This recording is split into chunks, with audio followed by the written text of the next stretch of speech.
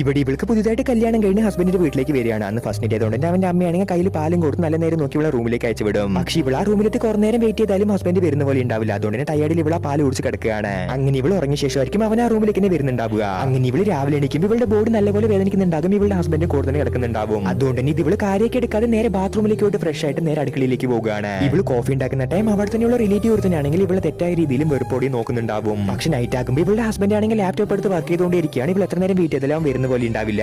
ഇവൻ ആ ബെഡിൽ വന്ന് കിടക്കുന്ന തന്നെ ഇവൾ ഉറങ്ങിയ ശേഷമായിരിക്കും. അങ്ങനെ ദിവസങ്ങൾ കടന്നു പോകുകയാണ്. ഇവളാണെങ്കിൽ പ്രഗ്നന്റ് ആകും. ആ ദിവസം നൈറ്റ് ഇവൾ വെള്ളം കുടിക്കാനായിട്ട് താഴെ വരികയാണ്. പക്ഷെ അപ്പോഴായിരിക്കും ആ റിലേറ്റീവിന്റെ റൂമിൽ നിന്ന് എന്തോ സൗണ്ട് കേൾക്കുക. സോ ഇത് ഇവൾ ചെക്ക് ചെയ്യാനായിട്ട് ആ റൂം ഓപ്പൺ ചെയ്താൽ അവിടെ ഇവളുടെ ഹസ്ബൻഡും ആ റിലേറ്റീവ് ഫിസിക്കലായിട്ട് ഒന്നായിരിക്കുന്നുണ്ടാവും. ഇവൾക്കത് വിശ്വസിക്കാൻ കഴിയുന്നില്ല. ഇപ്പോഴായിരിക്കും ആ ഹസ്ബൻഡും സത്യങ്ങളെല്ലാം പറയാൻ തുടങ്ങുക. ആക്ച്വലി ഇവന് ഗേൾസിന് മേലെ ഇൻട്രസ്റ്റ് ഉണ്ടാവില്ല. ഇവന്റെ പേരൻസിന്റെ നിർബന്ധത്തോടെ ആയിരിക്കും ഇവൾ കല്യാണം കഴിച്ചിട്ടുണ്ടാവുക.